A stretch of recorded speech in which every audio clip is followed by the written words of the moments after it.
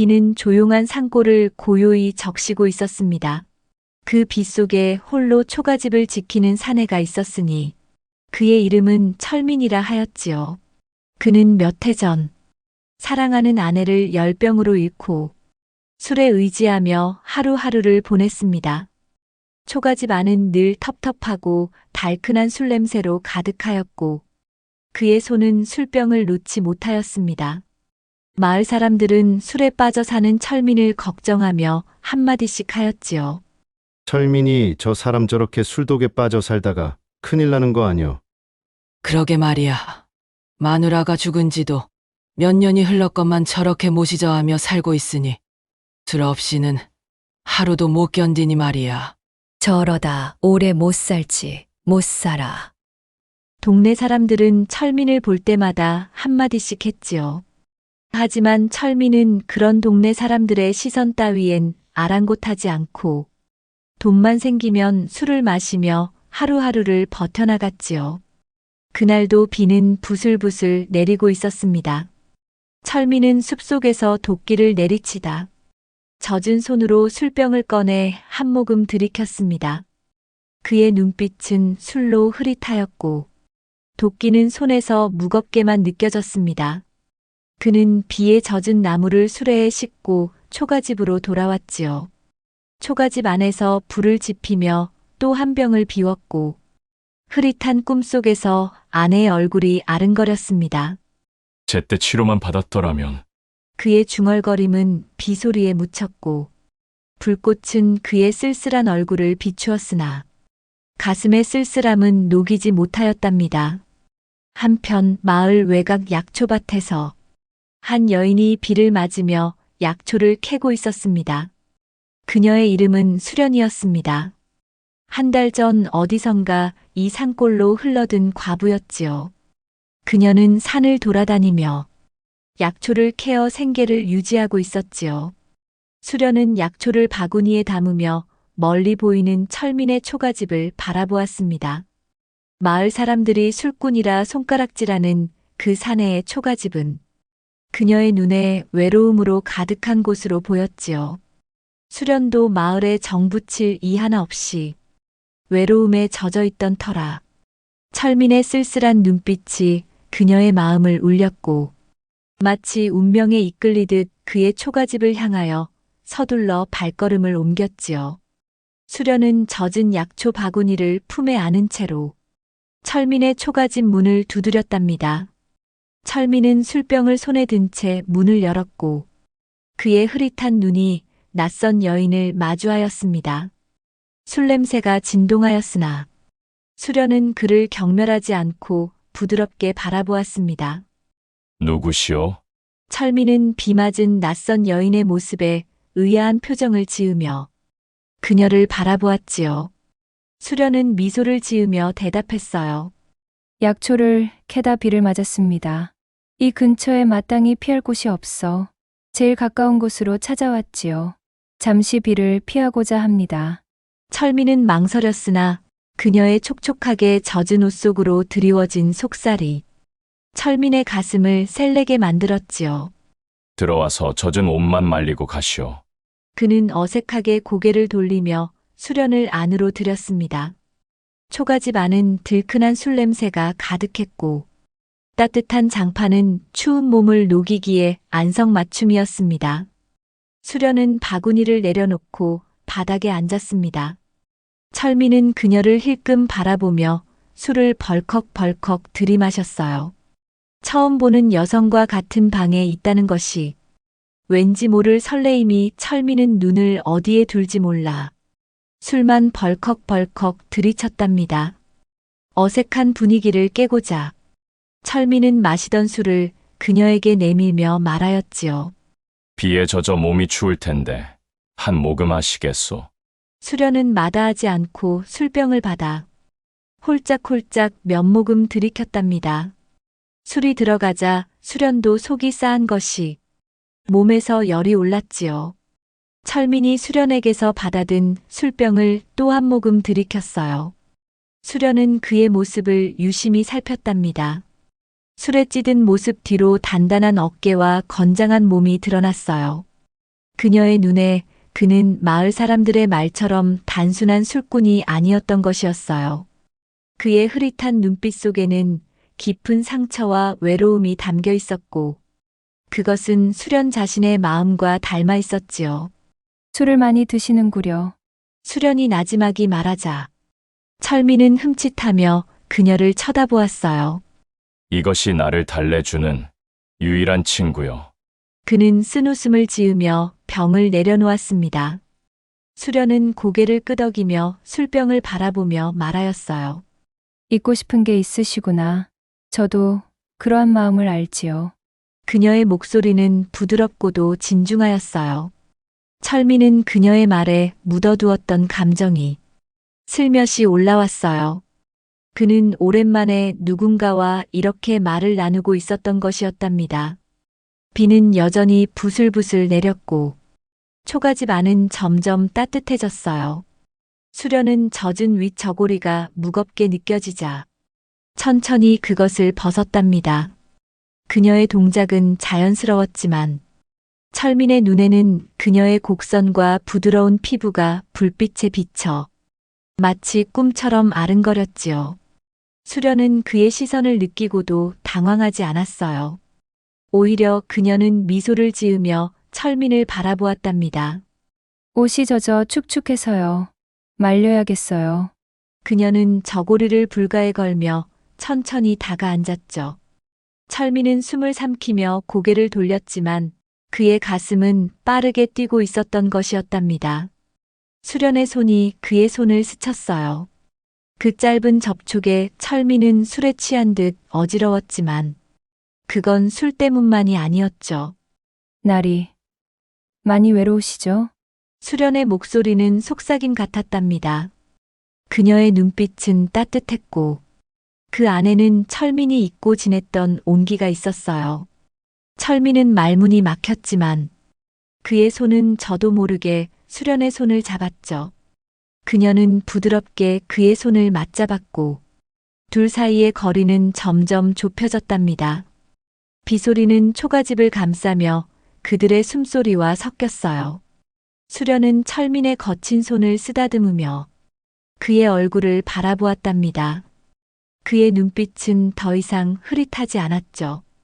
그 안에는 갈망과 따뜻함이 뒤섞여 있었던 것이었어요. 수련은 그의 뺨에 손을 얹으며 조용히 입을 맞췄어요. 철민은 잠시 망설였지만 곧 그녀를 끌어안았습니다. 그들의 몸은 불빛 속에서 하나가 되었고 초가집 안은 비소리와 함께 두 사람의 온기로 가득 찼습니다. 비는 여전히 산골을 적시고 있었지만 그 안에서 철민과 수련은 서로의 외로움을 달래며 깊은 사랑을 나누게 되었습니다. 며칠이 지나고 철민의 초가집에 수련이 머물렀던 그 비 내리는 날의 이야기는 마을 사람들의 입에서 입으로 퍼져나갔죠. 장터에선 아낙네들이 쑥덕이며 수련과 철민에 대하여 이야기를 만들어갔지요. 술주정뱅이 철민이 그 이름 모를 과부랑 어울렸다더라. 어디서 뭐하다. 이 마을로 들어왔는지 몰라도 생긴 것이 반반하니 끼가 다분히 있어 보인다니께. 한 노파가 혀를 차며 말했답니다. 또 다른 이는 코웃음을 치며 덧붙였죠. 철민이야 원래 막 사는 사내이니 어떤 여성이든 마음만 맞으면 그만이지 뭐. 하지만 철민은 그런 마을 사람들의 입방아에는 아랑곳하지 않고 묵묵히 술을 마시며 나무를 하고 일상적인 생활을 해나갔지만 수련의 마음을 달랐습니다. 마을 사람들의 수군거림과 철민을 나쁜 사람으로 오해하는 모습을 수련을 보고 있을 수가 없었지요. 그리하여 까칠한 철민에게 더 가까이 적극적으로 다가가기로 마음먹었답니다. 그녀는 마을 장터에 약초를 내다 팔며 사람들과 어울렸지만 철민에 대한 소문이 퍼질 때마다 강경하게 그의 편을 들었죠. 어느 날 장터에서 아낙네들이 수련에게 다가가 빈정거리며 물었어요. 수련대. 저 술꾼 집에 드나들었다던데 그 고약한 사내가 뭐가 좋다고 그러는 게요? 수련은 약초를 정리하던 손을 멈추고 고개를 들었답니다. 철민 아저씨는 겉보기와 달리 속은 따뜻한 분이에요. 사람들이 손가락질할 때마다 상처받고도 누구에게도 해를 끼치지 않으려 애쓰시죠. 그녀의 목소리는 차분했지만 사람들의 수군거림을 잠재울 만큼 힘이 있었답니다. 그 말에 아낙네들은 당황하며 입을 다물었죠. 한 노파가 툴툴거리며 말했어요. 그래도 술꾼이 술꾼이지. 뭐가 달라? 하지만 수련은 미소를 지으며 대답했답니다. 사람은 겉만 보고 판단하면 진심을 놓치게 되지요. 아저씨는 아내를 잃은 아픔을 술로 달래는 것뿐이에요. 그 아픔을 이해하려 하지 않고 손가락질만 하는 게 더 고약하지 않으신지요? 그녀의 말은 날카롭지 않았지만 사람들의 마음을 찔렀어요. 장터에 모인 이들은 잠시 말을 잃고 수련을 바라보았답니다. 그리하여 수련은 철민이 마을 사람들로부터 이상한 사람이 아니라는 것을 보여주어야겠다고 마음을 먹었습니다. 그날 저녁, 수련은 약초 바구니를 들고 철민의 초가집으로 향했어요. 철민은 아궁이 앞에 앉아 술병을 만지작거리며 멍하니 불을 바라보고 있었죠. 수련은 문을 열고 들어오며 부드럽게 말했어요. 철민 씨, 오늘 장터에서 약초를 팔고 남은 거예요. 이거 약초차인데 한 잔 드셔보세요. 그녀는 바구니에서 말린 약초를 꺼내 부뚜막에 올려놓았어요. 철민은 그녀를 바라보며 퉁명스럽게 물었죠. 왜 자꾸 이 집에 오는 거요? 마을 사람들이 뭐라 하는지 알고나 있소? 나야 잃을 것이 없는 놈이니 괜찮지만 수련댁은 나와 다르니 나 같은 놈이랑 엮이지 마시고 다시는 이 집에 오지 마시오. 그의 목소리에는 날카로움이 묻었지만 눈빛은 흔들리고 있었답니다. 수련은 불가에 앉으며 미소를 지었어요. 마을 사람들이 뭐라 하든 저는 나리를 믿어요. 당신의 마음 속에 아주 어리고 착한 사람이 있다는 것을요. 나리는 고약한 사람이 아니에요. 다만 아픔이 너무 큰 거죠. 그녀의 말은 부드럽게 철민의 가슴에 스며들었답니다. 철민은 술병을 내려놓고 오랜만에 진심 어린 미소를 지었어요. 당신 같은 여인이 나 같은 자를 왜... 그는 말을 잇지 못했죠. 그동안 수련에게서 느낀 따뜻함이 두 사람의 몸과 마음을 녹이게 되었던 것이었지요. 하지만 철민의 초가집 주변엔 여전히 마을 사람들의 수군거림이 떠돌았답니다. 수련이 철민의 집에 드나든다는 소문은 점점 더 퍼져 장터에서 아낙네들의 입방아에 오르내리곤 했어요. 저 과부가 철민집 문지방이 단도록 드나든다면서 술주정뱅이랑 어울려 뭘 어쩌겠다는 거야? 한 아낙이 빈정거리며 말했죠. 뭐 호라비와 과부가 만나는데 뭐라 하겠어? 둘이 좋으면 그만이지. 며칠 뒤 수련은 또다시 철민의 집으로 찾아왔어요. 이번엔 작은 주먹밥을 싸와서 내밀었죠. 철민 나리, 술만 드시면 몸 상해요. 이거라도 드셔보세요. 그녀는 웃으며 밥상을 차렸답니다. 철민은 여전히 퉁명스럽게 말했어요. 내가 알아서 할 테니 신경 쓰지 마시오. 하지만 그의 눈빛은 전처럼 차갑지만은 않았죠. 수련은 그의 말에도 아랑곳하지 않고 밥상을 정리하며 노래를 흥얼거렸어요. 그 소리는 초가집 안을 부드럽게 채웠답니다. 시간이 흐르고 철민은 수련의 끊임없는 따뜻함에 점점 마음을 열기 시작했어요. 어느 날 그는 숲에서 돌아와 초가집 문 앞에서 수련이 약초를 다듬는 모습을 보았죠. 그녀는 햇살 아래서 약초를 손질하며 미소를 짓고 있었어요. 철민은 문득 멈춰서서 그녀를 지그시 바라보았답니다. 수련댁 왜 자꾸 나를 찾아오는 것이오? 의 목소리는 전보다 부드러웠어요. 수련은 고개를 들며 대답했죠. 나리 혼자 외롭게 지내는 게 마음에 걸려서요. 저도 외로웠던 때가 있었으니 나리의 마음이 어떤지 알아요. 그녀의 말은 철민의 가슴을 따뜻하게 울렸답니다. 철민과 수련은 초가집에서 함께 생활을 시작했답니다. 수련은 아침이면 약초밭에서 손을 바삐 움직였고, 철민은 숲에서 도끼를 휘두르며 나무를 베어왔어요. 두 사람은 말수가 많지 않았지만 서로의 곁에서 조용한 위로를 나누었죠. 철민은 수련의 따뜻한 손길 덕에 술병을 잡는 시간이 점점 줄어들었어요. 저녁이면 두 사람은 툇마루에 앉아 수련이 끓인 약초죽을 나누며 미소를 지었답니다. 서방님, 이 죽 드시면 몸이 따뜻해질 거예요. 수련은 부드럽게 말하며 그릇을 내밀었죠. 철민은 퉁명스럽던 예전과 달리 미소를 지으며 받아들였어요. 당신이 있어서 이 집이 살아난 것 같소. 그의 말은 진심이었답니다. 몇 년의 세월이 흘렀어요. 초가집은 두 사람의 손길로 단정해졌고 마을 사람들의 수군거림도 점차 잦아들었죠. 수련은 여전히 마을 장터에서 약초를 팔며 사람들과 어울렸고 철민은 장작을 팔아 생계를 이어갔어요. 그러던 어느 가을 아침, 마을 어귀에서 말발굽 소리가 울려 퍼졌어요. 철민은 도끼를 들고 숲으로 나가려던 참이었고 수련은 밭에서 풀을 뽑고 있었죠. 먼지이는 길목에서 말 세필이 멈춰섰고 그 위에 탄 사내들은 낯선 옷차림을 하고 있었답니다. 그들 중 사내 하나가 품에서 낡은 종이를 꺼내들었어요. 종이에는 여인의 얼굴이 정교하게 그려져 있었죠. 지나가는 노파에게 종이를 보이며 물었지요. 노인장 혹시 이 마을에 이런 여인이 살고 있지 않습니까? 종이에 그려진 얼굴을 자세히 보던 노인은 짐짓 놀라며 그 사내에게 물었습니다. 이 여인을 왜 찾는 것이요? 무슨 죄라도 지은 것이요? 아닙니다. 이 여인은 저희 상전입니다. 꼭 찾아야 해서요.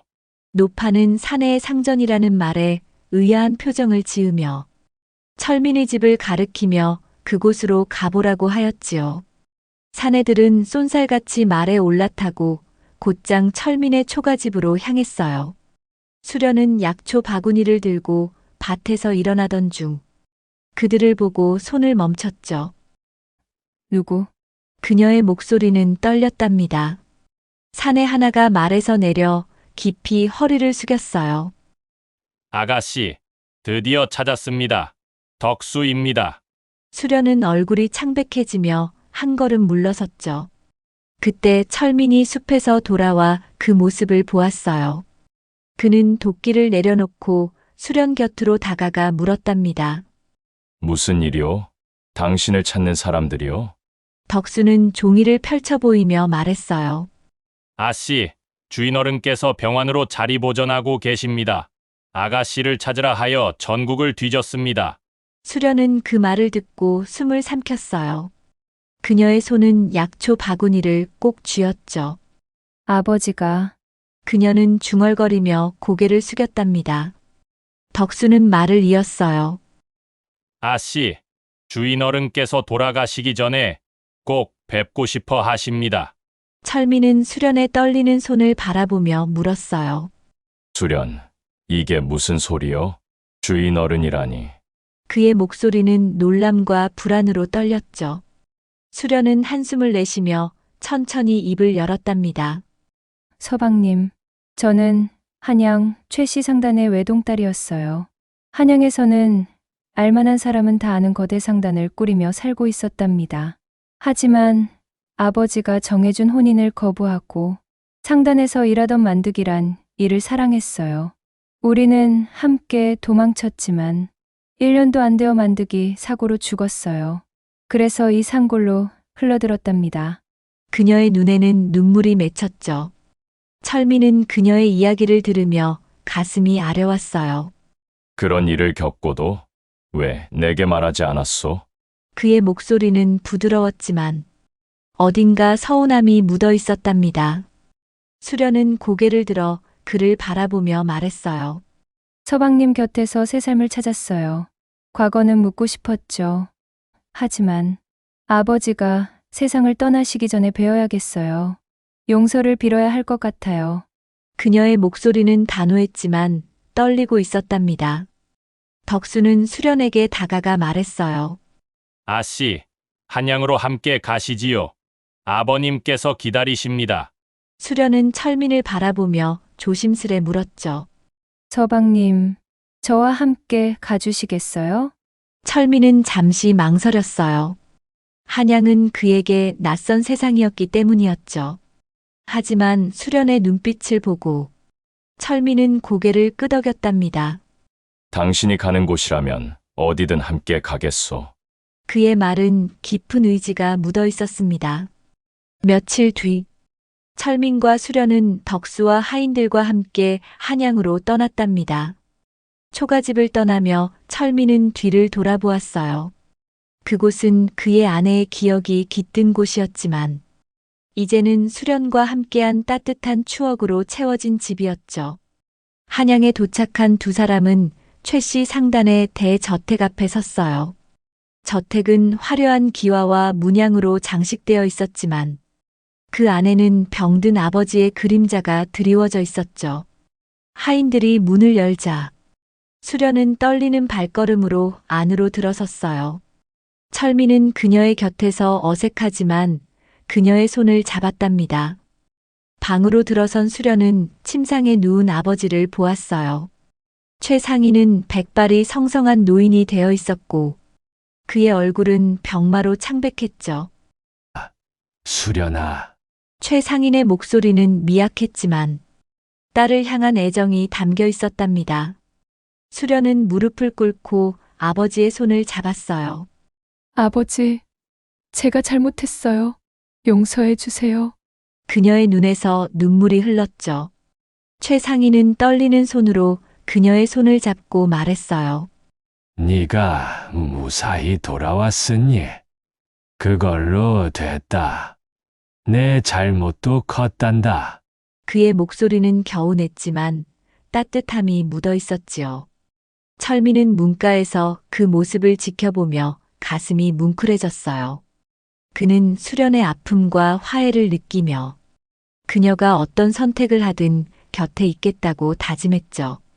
최상희는 철민을 바라보며 물었어요. 저 사내는 누구냐? 수련은 미소를 지으며 대답했답니다. 제게 새 삶을 준 사람이에요. 아버지, 철민은 그 말에 가슴이 뜨거워졌어요. 누워있는 최상인에게 넙죽절을 하고는 옆에 앉아 최 씨의 손을 수련과 함께 잡아들였답니다. 하지만 그 재회의 순간도 잠시 저택 안에는 불편한 기운이 감돌았답니다.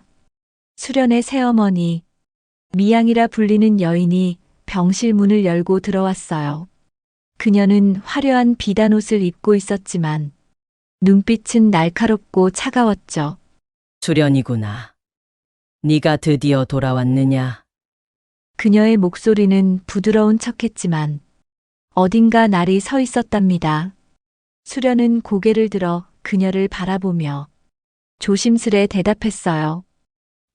예, 어머니, 그동안 병든 아버지 수발하시느라 어머니께서 고생이 많으셨겠어요.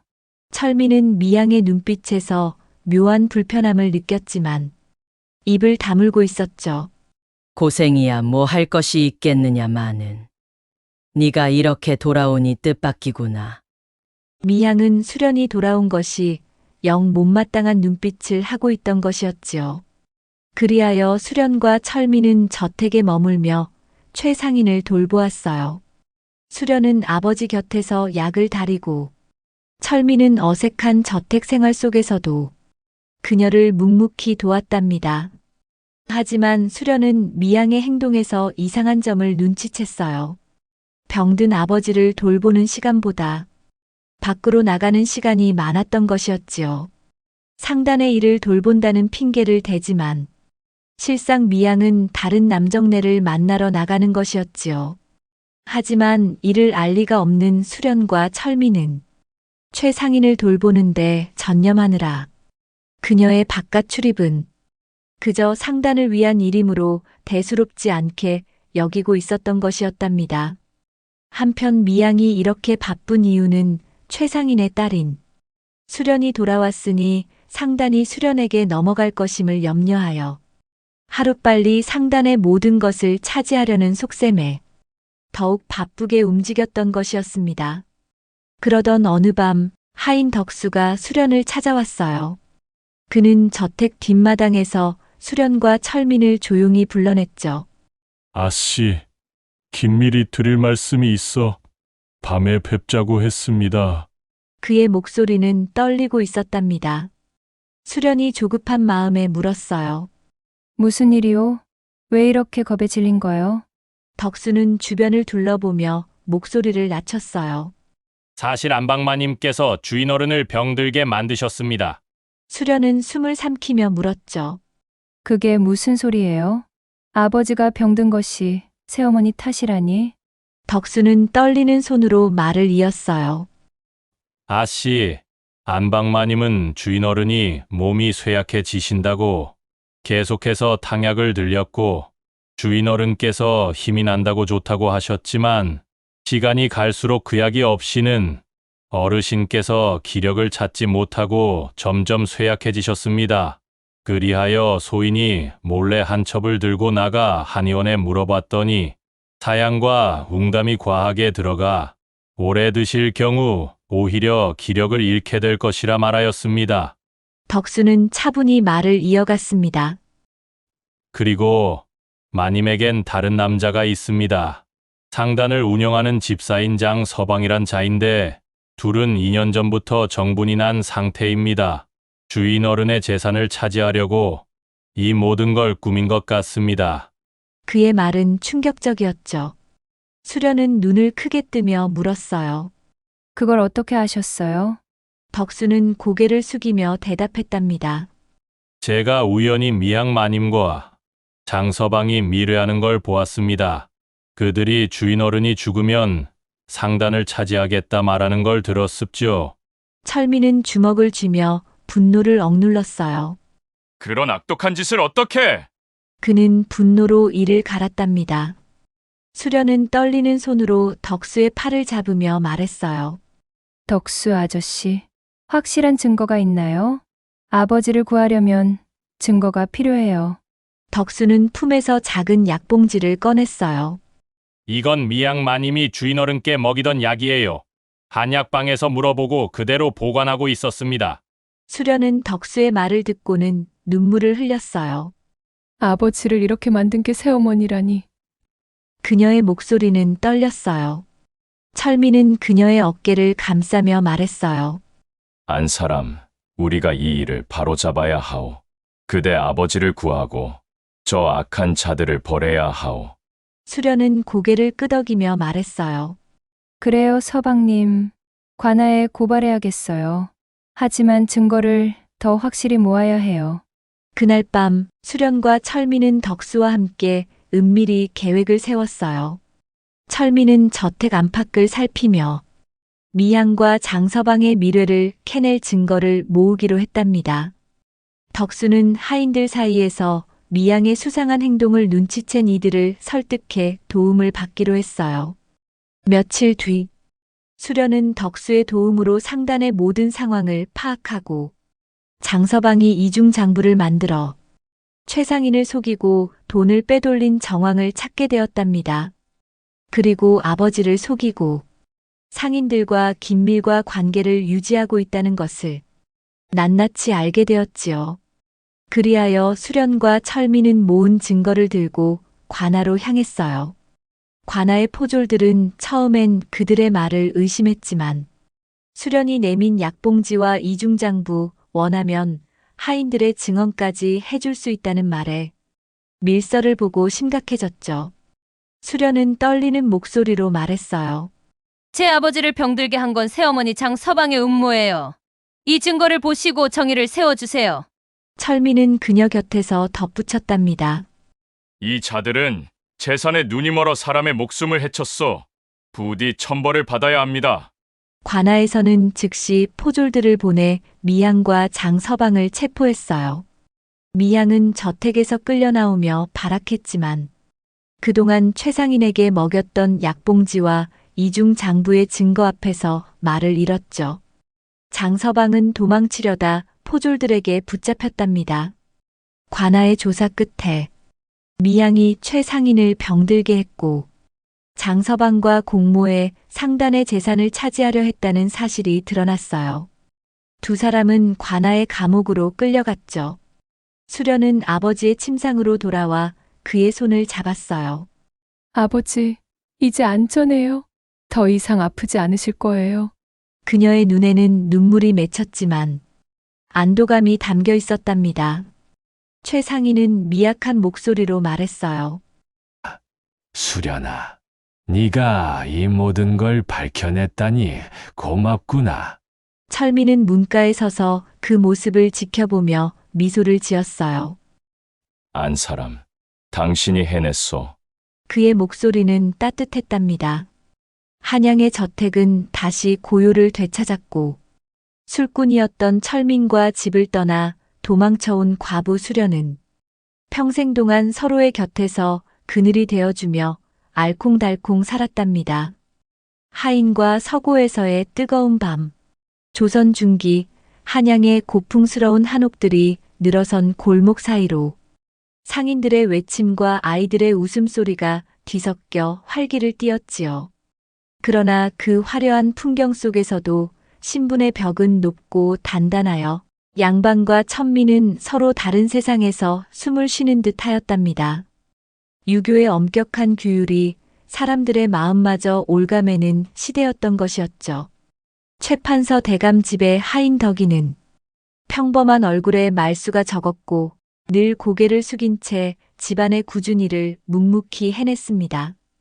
그의 옷은 낡았고 손은 거칠었지만 덕이의 표정에서는 알 수 없는 자신감이 느껴졌답니다. 그러나 그는 그저 수많은 노비 중 하나, 그림자처럼 스쳐가는 존재였던 것이었어요. 덕이의 임무 중 하나는 서고의 책을 정리하고 먼지를 털어내는 일이었답니다. 서고는 주인 집의 오랜 역사와도 같은 곳이었지만 하인들에게는 그저 먼지만 쌓이는 방에 불과했지요. 그러나 덕이에게 그곳은 다른 세상이었습니다. 그는 책을 정리하며 책 속의 글자를 한자 한자 눈으로 좇았고 어린 나이부터 몰래 글을 익혔답니다. 조선의 엄격한 신분제 아래 하인이 글을 안다는 것은 감히 상상도 못할 일이었지요. 만약 발각되면 혹독한 벌을 받을 수도 있었기에 덕이는 자신의 학문을 철저히 숨겼습니다. 그는 밤마다 촛불 아래 책을 펴고 시와 글을 탐닉하며 마음의 자유를 찾았던 것이었답니다. 그날도 덕이는 서고에서 먼지를 털어내며 책을 정리하고 있었습니다. 그러다 문득 창문으로 스며든 햇살이 책장 위에 떨어지자 그는 잠시 멈추고 나지막이 중얼거렸습니다. 달빛 아래 홀로 서서 세상의 굴레를 잠시 놓아보네. 그의 목소리는 작았지만 깊은 갈망이 묻어났습니다. 어린 시절부터 몰래 글을 익힌 덕이에게 서고는 숨겨진 세상이었어요. 하인이 글을 안다는 건 조선의 신분제 아래 상상도 못할 일이었기에 그는 이 비밀을 철저히 지켰습니다. 그때 서고 문이 삐걱 열리며 하인 철수가 들어왔습니다. 철수는 덕이보다 나이가 많고 성격이 좀 더 거칠고 직설적인 하인이었죠. 그는 문틀에 기대며 툴툴거리는 목소리로 말을 걸었습니다. 덕아, 여기서 뭐 하느냐? 또 그 먼지 쌓인 책들 사이에 처박혀 있네. 덕이는 재빨리 손에 들고 있던 책을 제자리에 꽂고 고개를 숙였습니다. 그냥 먼지 좀 털고 청소하고 있었습니다. 대감님께서 서고 관리를 워낙 신경 쓰시잖아요. 철수는 한 걸음 다가와 책장을 흘끗 보며 피식 웃었습니다. 너 하인 주제에 여기서 시간 보내는 거 보면 꼭 글이라도 있는 것 같단 말이야. 그의 말은 농담처럼 들렸지만 덕이는 순간 가슴이 철렁 내려앉았습니다. 에이, 철수 형님, 제가 글을 어떻게 합니까? 그냥 먼지 털고 정리하는 겁니다. 덕이는 억지로 웃으며 대답했지만 목소리에 약간의 긴장이 묻어났습니다. 철수는 덕이의 어깨를 툭 치며 웃음을 터뜨렸습니다. 그래. 우리 같은 놈들이 그를 알 리가 있나. 열심히 청소나 해. 그러고는 문을 쾅 닫고 나가버렸습니다. 철수가 떠난 뒤 덕이는 조용히 숨을 내쉬며 안도했습니다. 그의 비밀은 또 한 번 무사히 지켜진 것이었죠. 그는 다시 책을 집어들고 방금 읊던 시를 마음속으로 되새기며 잠시 생각에 잠겼습니다. 한편 최판서 댁에는 외동딸 지연이 있었지요.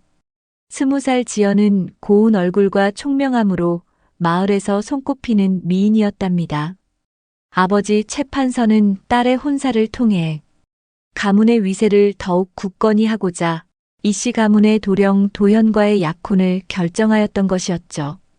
도현은 한양에서도 손꼽히는 부유한 양반가의 장남으로 25의 젊은 나이에 이미 과거 시험에서 장원을 차지한 인재였습니다. 하지만 그의 성품은 성정이 강한 어머니 이씨 부인의 그늘에서 자란 탓에 묘한 구석이 있었지요.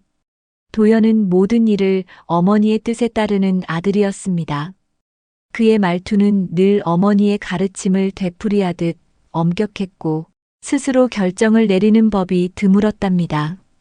어머니가 옷을 골라주지 않으면 외출조차 망설이는 성격이었죠. 도연의 이런 모습은 한양의 양반들 사이에서도 은근히 조롱거리가 되곤 하였습니다. 어느 가을날 하늘이 맑고 바람이 서늘하게 부는 아침이었습니다.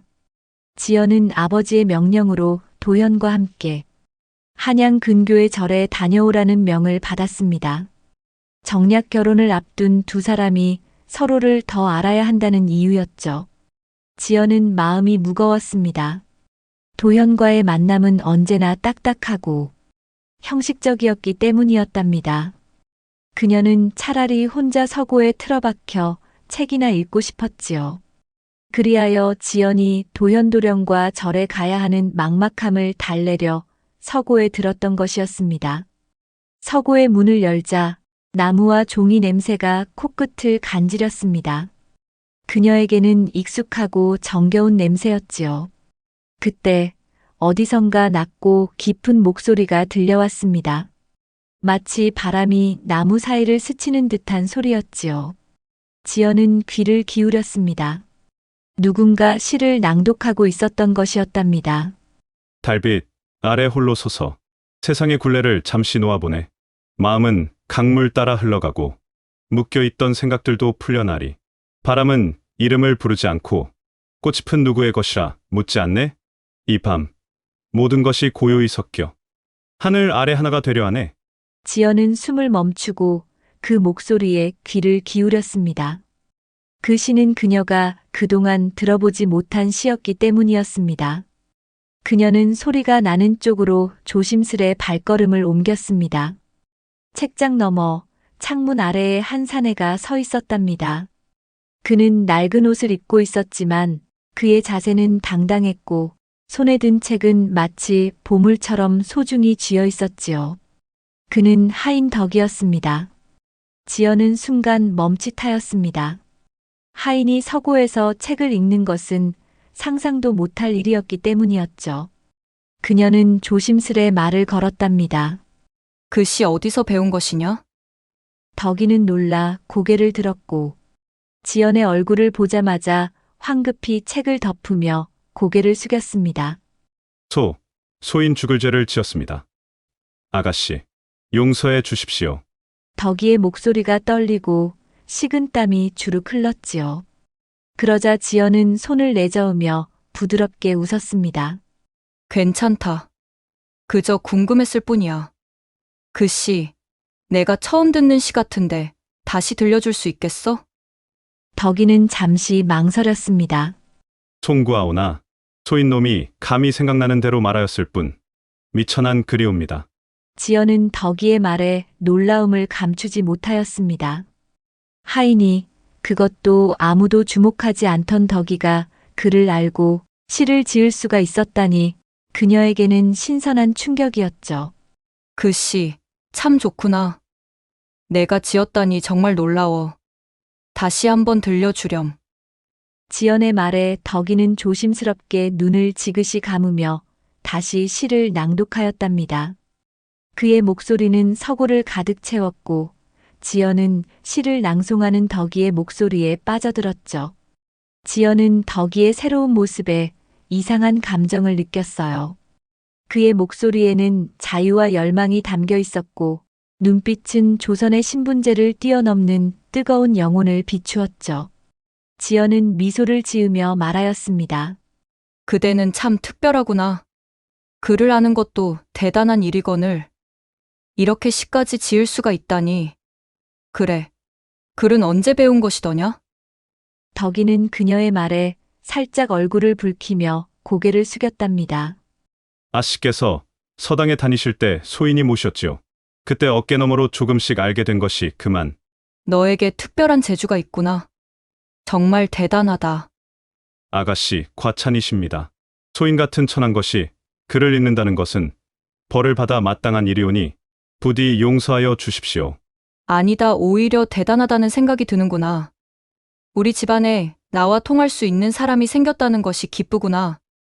내 비밀로 해줄 터이니 서고에서 종종 너희 시를 들려주렴. 그 순간 두 사람 사이에는 말하지 않아도 알 수 있는 특별한 기류가 흐르고 있었답니다. 그날 오후 지연은 도연과 함께 한양 근교의 절로 향하였습니다. 마차 안에서 도연은 늘 그렇듯 꼿꼿한 자세로 앉아 있었죠.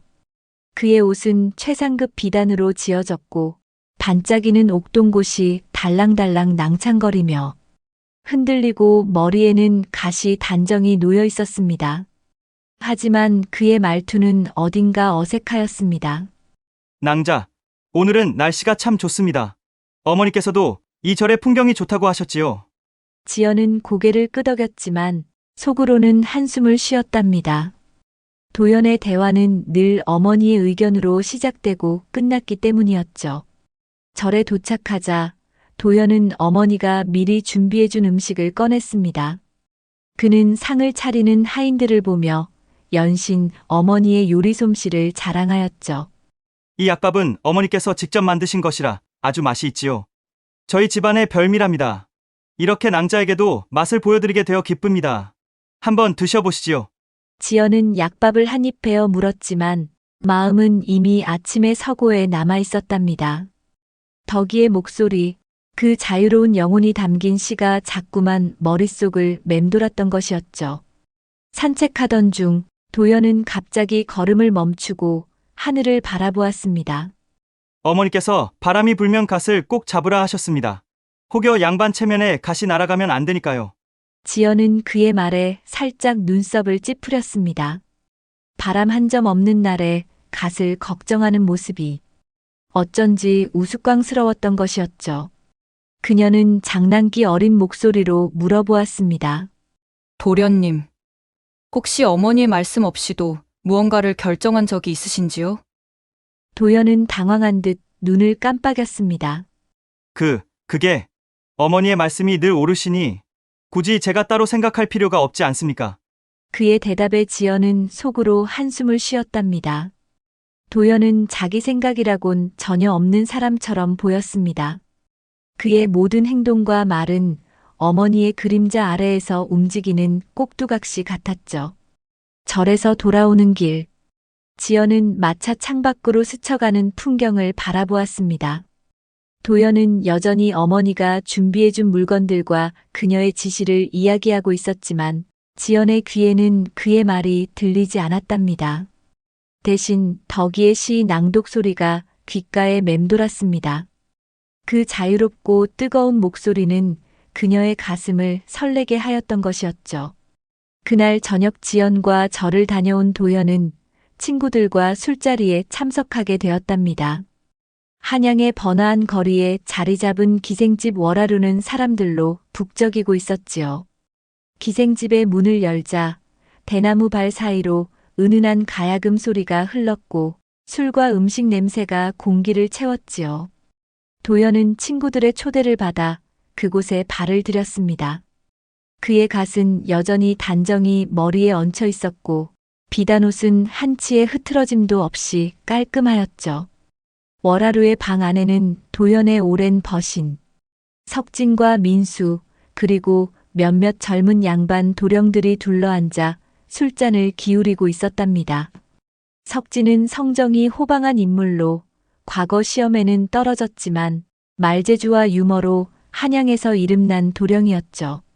민수는 조용한 성격이었지만 날카로운 눈으로 사람을 관찰하며 은근한 비꼼을 즐기는 이였습니다. 방 안에는 기생 2명이 곁에 앉아 술을 따르고 있었고 그들의 웃음소리가 방을 가득 메웠답니다. 석진이 술잔을 들며 도연을 향해 씩 웃었습니다. 자, 도연이 한 잔 받으시게. 듣자 하니 오늘은 지연 낭자와 산책을 다녀왔다지 않소? 그 아리따운 아가씨와의 시간은 어땠는가? 그의 목소리는 장난기 가득했지만 눈빛에는 호기심이 번쩍였지요. 도연은 술잔을 손에 쥔 채 살짝 얼굴을 붉히며 대답하였습니다. 아주 좋은 시간이었네. 어머니께서도 지연 낭자를 마음에 들어 하시니 나쁠 리 없지 않겠는가? 그 말에 방 안이 잠시 조용해졌답니다. 석진은 잔을 내려놓으며 크게 웃음을 터뜨렸고 민수는 입꼬리를 올리며 고개를 저었죠. 기생 하나가 까르르 웃으며 손으로 입을 가렸습니다. 석진이 장난스러운 목소리로 말을 이었답니다. 허허, 도현아, 자네 어머니 이야기는 그만 좀 하게. 지연 낭자의 눈빛이 어땠는지, 손을 잡아보았는지, 입술은 겹쳐보았는지 그런 걸 말해보란 말이야. 도연은 당황한 듯 잔을 만지작거리며 대답하였습니다. 그런 건 사대부의 사내가 할 짓이 아니지 않겠는가? 혼사를 앞둔 일이니 함부로 행동할 수는 없지 않는가? 그 순간 민수가 조용히 끼어들었답니다. 그의 목소리는 날카롭고 비꼼이 묻어 있었죠. 도연, 이 사람아 혼인할 사이인데 어떤가? 이미 모든 사람에게 공표한 사이니 그런 곳에 갔으면 손도 잡고 입술도 맞추어 보고 그보다 더한 것도 허락할 사이가 아닌가? 방 안이 다시 웃음으로 터져나갔습니다. 기생들은 입을 가리며 웃었고 석진은 탁자를 치며 호탕하게 웃었답니다. 하하, 민수 말대로네. 도현아, 다음엔 꼭 지연 낭자의 저고리끈을 풀어 힘 한번 빡세게 써보게나. 도연의 얼굴은 점점 더 붉어졌습니다. 그는 애써 웃음을 지으며 변명하려 했죠. 그런 행동은 산 것들이나 하는 짓이고 어머니께서는 늘 내게 옳은 길을 가르쳐 주시니 그 뜻을 따르는 게 도리 아니겠나? 하지만 도연의 말은 친구들의 웃음을 멈추게 하지 못하였답니다. 석진은 술잔을 기울이며 장난스럽게 말을 이어갔습니다. 도현, 오늘도 어머니의 허락을 받고 이곳에 왔는가? 기생집에 가면 기생들과 술 마실 때 어떻게 하라고 가르쳐 주시던가? 기생 손목은 잡아도 된다고 하셨는가? 아니면 저고리 고름까지 풀어도 된다고 하시던가? 그는 도연의 말투를 흉내내며 갓을 손으로 잡는 신용을 하였고 방 안은 또다시 웃음바다가 되었지요. 그대들 장난이 너무 지나치네. 나는 그저 도리를 지키려는 것뿐이라네. 그는 화가 난 듯 말했지만 그의 목소리는 떨리고 있었죠. 친구들은 그런 도연을 보며 더 크게 웃었답니다. 결국 도연은 급히 갓을 고쳐 쓰고 기생집을 나섰습니다. 그의 뒷모습은 마치 어머니의 품으로 도망치는 어린아이 같았지요. 석진은 잔을 들며 민수에게 속삭였습니다. 저 친구, 정말 어머니 없이는 아무것도 못할 사람이로군 그래. 민수는 고개를 끄덕이며 미소를 지었답니다. 지연 낭자가 저런 도령과 혼례를 치른다니 참 안타까운 일이야. 기생집의 웃음소리는 밤거리를 울렸지만 도연의 마음은 점점 더 무거워졌답니다. 그는 집으로 돌아가는 길에 어머니 이씨 부인의 얼굴을 떠올렸습니다. 친구들의 비웃음에도 불구하고 그는 어머니의 가르침이야말로 자신을 지켜주는 유일한 길이라 믿었죠. 그러나 그 믿음은 그의 약혼녀 지연의 마음과는 점점 더 멀어지고 있었던 것이었답니다. 그날 밤 지연은 잠을 이루지 못하였습니다. 도연의 마마보이 같은 태도와 덕이의 강인하고 자유로운 영혼이 자꾸만 대비되었던 것이었답니다. 그녀는 결국 자리에서 일어나 다시 서구로 향하였죠. 달빛이 창문을 통해 서구를 비추고 있었고 그곳에는 여전히 하인 덕이가 있었습니다. 그는 희미한 촛불 아래 책을 읽고 있었답니다. 아가씨, 이 늦은 시간에 잠 안 주무시고 어인 일이십니까? 덕이의 목소리는 놀라움과 기쁨이 섞여 있었지요. 지연은 미소를 지으며 다가갔습니다. 마음이 어지러우니 잠이 안 오는구나. 너의 시를 다시 듣고 싶구나. 덕이는 그녀의 말에 조심스레 고개를 끄덕였습니다. 그는 사랑과 자유를 노래하는 시 구절로 조용히 을조리며 지연의 마음을 차분히 다독여 주었답니다. 지연은 그의 목소리에 귀를 기울이며 처음으로 자신의 마음이 어디로 향하고 있는지 깨달았습니다. 그 순간 두 사람 사이에는 말하지 않아도 알 수 있는 무언가가 흐르고 있었답니다. 아가씨와 하인, 느낄 수 없는 감정, 그리고 다가오는 정략 결혼이라는 현실에도 불구하고 그들의 마음은 이미 서로를 향해 달려가고 있었던 것이었죠. 어느 맑은 가을 오후, 지연과 도연은 한양 외곽의 연못가로 산책을 나갔습니다. 도연은 늘 그렇듯 단정한 차림새로 지연 곁에 섰습니다. 그의 비단 옷은 햇빛에 반짝였고 갓은 한치의 흐트러짐도 없이 머리에 얹혀 있었답니다. 지연은 그의 옷차림이 어머니 이씨 부인의 손길로 정성껏 준비된 것임을 짐작하였습니다. 두 사람은 연못가를 따라 천천히 걸었지요. 도연은 평소처럼 어머니의 가르침을 늘어놓으며 대화를 이끌어가려 했습니다. 낭자 어머니께서 말씀하시길 연못가의 풍경은 마음을 정화한다고 하셨습니다. 이렇게 아름다운 곳에서 산책하니 기분이 좋지 않으신지요? 지연은 미소를 지으며 고개를 끄덕였지만 속으로는 그의 말이 어머니의 메아리에 불과하다는 생각을 떨칠 수 없었답니다. 산책이 이어지던 중 두 사람은 연못가의 작은 정자에 앉았습니다. 정자는 나무로 지어진 아담한 공간이었고 사방이 열린 채로 가을바람이 스며들었지요. 지연은 정자 난간에 앉아 연못을 바라보았습니다.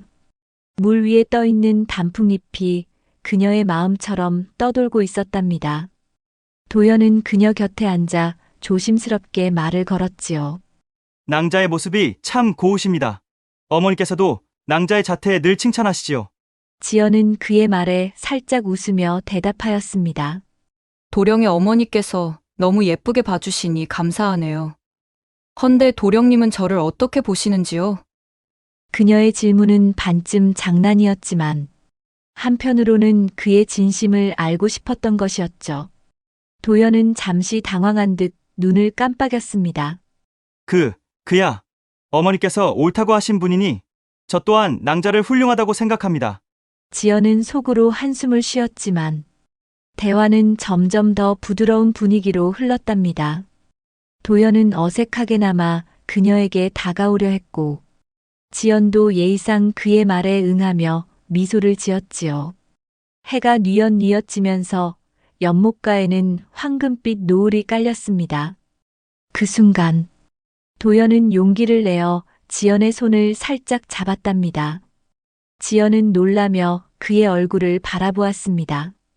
두 사람의 얼굴이 점점 가까워졌습니다.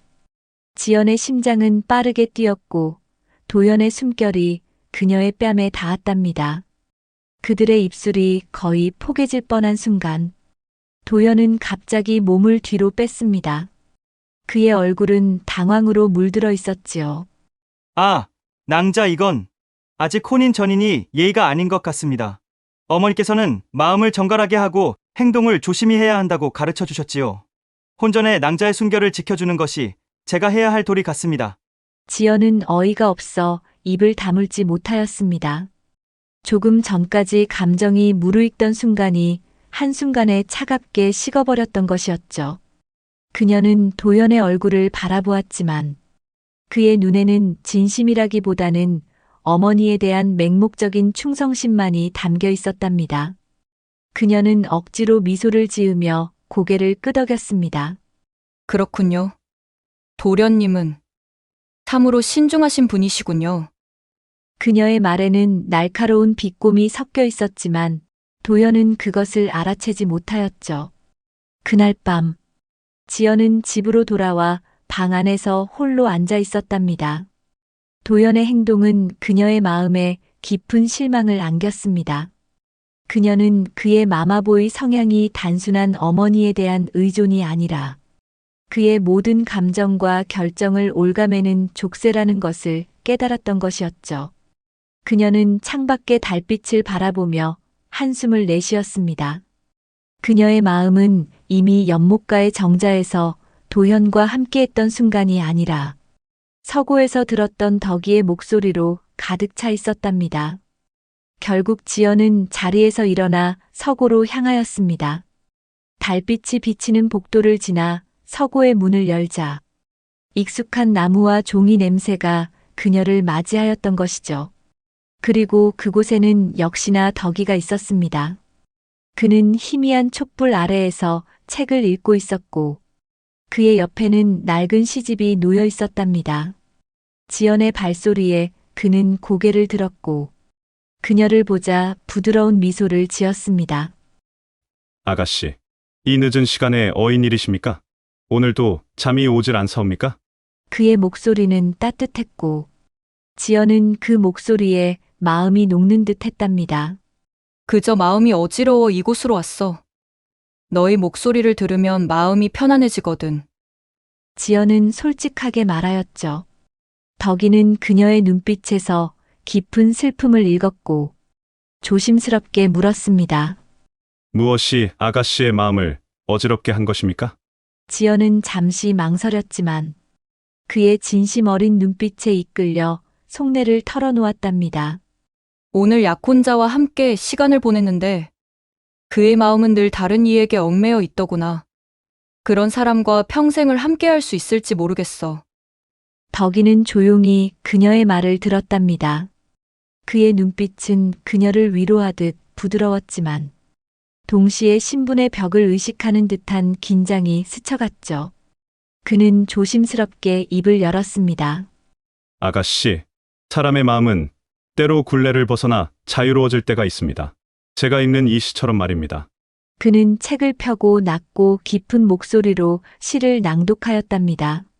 사랑은 바람처럼 자유로이 굴레의 경계를 넘어 흐르네. 마음이 이끄는 곳으로 가라. 세상의 눈은 그대를 막지 못하리.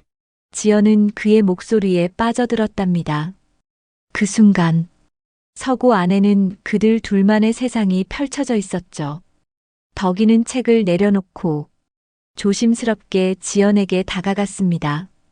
그의 손이 그녀의 손을 스쳤고 지연은 그 따뜻한 온기에 마음이 흔들렸답니다. 그녀는 도현과 차가운 순간을 떠올리며 덕이의 눈빛 속에서 따뜻한 사랑을 보았죠. 두 사람은 말없이 서로를 바라보았습니다. 지연은 그의 손을 잡았고 덕이도 망설이다 그녀의 손을 마주 잡았답니다. 그들의 손은 신분의 벽을 넘어 서로를 향한 열망으로 떨리고 있었죠. 지연은 그의 얼굴에 가까이 다가가 그의 입술에 자신의 입술을 포겠습니다.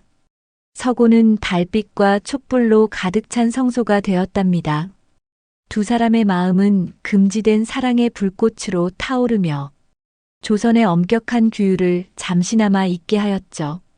한양의 겨울은 차갑고 매서웠습니다. 최 씨 가문의 저택은 밤이 되면 고요 속에 잠겼지만 서고만은 달빛과 촛불로 은은히 빛났지요. 지연은 도현과의 혼사가 다가올수록 마음이 무거웠습니다. 그의 마마보이 성향과 어머니의 얽매인 삶은 그녀의 가슴을 점점 더 답답하게 조여왔지요. 반면 덕이와의 만남은 그녀에게 유일한 위안이 되었답니다. 밤마다 서고에서 두 사람은 몰래 만나 시를 낭독하고 연정을 속삭였습니다. 덕이의 목소리는 자유와 열정으로 가득했고 지연은 그의 시를 들으며 신분의 굴레를 잠시 잊곤 하였답니다. 아가씨, 이 시는 아가씨는 생각하며 지었습니다. 마치 우리의 마음 같습니다. 덕이는 고요한 눈빛으로 지연을 바라보며 낮은 목소리로 읽었죠. 사랑은 달빛처럼 은밀히 세상의 눈을 피해 피어나네. 비록 굴레에 묶여 있으나 마음만은 자유로이 날리라. 지연은 그의 목소리에 빠져들었답니다. 두 사람은 책장 사이에서 손을 맞잡고 서로의 눈빛으로 마음을 나누었죠. 그들의 사랑은 금지된 불꽃이었지만 그 불꽃은 점점 더 뜨겁게 타올랐습니다. 지연은 덕이의 손을 잡으며 속삭였답니다. 그대와 이곳에 있다면 나는 아무것도 두렵지 않소. 덕이는 그녀의 손을 꼭 쥐며 미소 지었죠. 아가씨, 소인의 마음도 언제나 아가씨와 함께입니다. 그러나 그들의 은밀한 만남은 오래가지 못하였답니다. 어느 추운 겨울밤, 지연과 덕이가 서고에서 시를 나누던 순간 문이 거칠게 열렸습니다. 최판서, 지연의 아버지가 서고 안으로 들어섰죠. 그의 눈은 분노로 이글거렸고 뒤에는 하인들이 겁에 질린 얼굴로 서 있었답니다. 한 하인이 두 사람의 만남을 밀고 한 것이었죠. 이게 무슨 짓이냐, 지연아! 최판서의 목소리는 서고를 쩌렁쩌렁 울렸습니다. 지연은 놀라 몸을 떨었고 덕이는 황급히 고개를 숙였죠. 아버지, 소녀가 잘못하였습니다. 지연은 떨리는 목소리로 사죄했지만 최판서의 분노는 가라앉지 않았답니다. 내 이놈! 천한 노비가 감히 주인집 아가씨를 유혹하다니! 최판서는 덕이를 향해 소리쳤고 하인들에게 명을 내렸죠. 당장 저놈을 끌어내어 사정없이 매질하거라! 덕이는 저항하지 않고 하인들에게 끌려갔습니다. 지연은 아버지 앞에 무릎을 꿇고 애원하였죠. 아버지, 제발 덕이를 용서해 주시옵소서. 소녀의 잘못입니다. 그러나 최판서는 딸의 말을 듣지 않았답니다. 그는 가문의 명예가 더럽혀졌다고 여겼고 덕이를 혹독한 매질로 온몸이 상처투성이가 되어갔습니다. 덕이의 신음은 지연의 마음을 갈기갈기 찢어 놓았답니다. 지연은 아버지 다리에 매달려 덕이의 매질을 멈춰달라 애원하였지만 덕이가 혼절을 하고 나서야 매질은 멈추었고 어두컴컴한 광에 갇히게 되었답니다.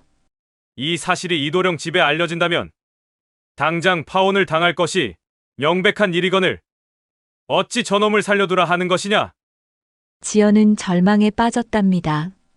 그녀는 덕이의 생명을 구하기 위해 자신의 사랑을 희생해야 한다는 사실을 깨달았죠. 다음 날 지연은 아버지 앞에 다시 무릎을 꿇었습니다. 그녀의 눈은 붉게 물들어 있었지만 목소리는 단호하였죠. 아버지, 소녀가 도련과 혼인할 때까지 조용히 있겠습니다. 하지만 제발 덕이를 살려주시옵소서. 최판서는 딸의 결심을 보고 잠시 침묵하였습니다. 그는 가문의 명예를 지키는 것이 최우선이라 여겼고 지연의 제안을 받아들였죠. 좋다. 저 노비를 풀어주마. 하지만 다시는 이 집 근처에 얼씬거리지 못할 것이다. 덕이는 광에서 풀려났지만 상처투성이 몸으로 최판서 댁을 떠나야 했답니다. 그는 지연을 마지막으로 보며 속삭였죠. 아가씨, 송구하옵니다. 소인놈 아가씨의 은혜를 절대 잊지 않겠습니다. 지연은 눈물을 삼키며 대답하였습니다. 덕아, 내가 살아있다는 그것으로 충분하다. 어디서든 자유롭게 살아가거라. 그리고 이것은 그동안 빚진 내 마음이다. 당분간 자리 잡는데 요긴하게 쓰거라. 지연이 갖고 있던 귀중한 물건을 덕이의 손에 건네주며 지연은 돌아서야 했던 것이었답니다. 결국 덕이는 한양의 어두운 골목으로 사라졌답니다. 그의 뒷모습은 지연의 가슴에 깊은 상처를 남겼던 것이었습니다. 며칠 뒤 지연은 도현과 혼례를 올렸습니다. 혼례식장은 화려했지만 지연의 마음은 차갑게 얼어 있었죠. 도연은 여전히 어머니의 뜻을 따르며 단정한 모습으로 신랑 자리에 앉아 있었답니다.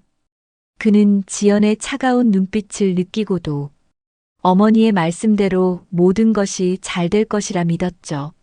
지연 낭자, 우리는 좋은 부부가 될 것입니다. 어머니께서도 그렇게 말씀하셨습니다. 지연은 그의 말에 미소만 지었답니다. 그녀의 마음은 이미 덕이와 함께 한양을 떠나 있었죠. 지연은 혼례 후에도 덕이가 낭독하던 시집을 펼치며 그의 목소리를 떠올렸습니다. 그녀는 덕이가 어딘가에서 살아가고 있음을 믿으며 그를 위해 희생한 자신의 사랑이 헛되지 않기를 바랐답니다. 그녀의 눈에는 여전히 덕이의 눈빛이 아른거렸고 그의 시는 그녀의 가슴 속에서 영원히 울려 퍼졌답니다.